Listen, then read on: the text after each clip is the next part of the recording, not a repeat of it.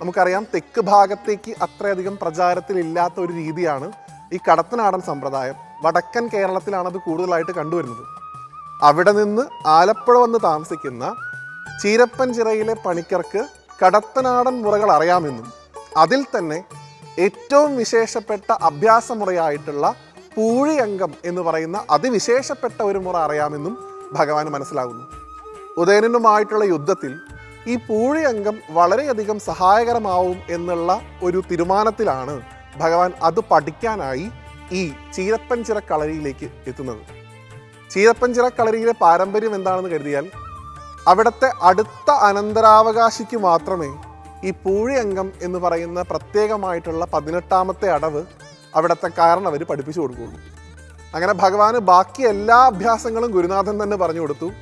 എന്നാൽ 18ാമത്തെ അടവായിട്ടുള്ള പൂഴിയങ്കം ഭഗവാന് അഭ്യസിപ്പിക്കുന്നത് അവിടുത്തെ കാരണവരുടെ മകളായിട്ടുള്ള ലളിതാംബിക എന്നു പേരുള്ള പൂങ്കുഴി എന്ന് വിളിക്കുന്ന ഒരു പെൺകുട്ടിയാണ്.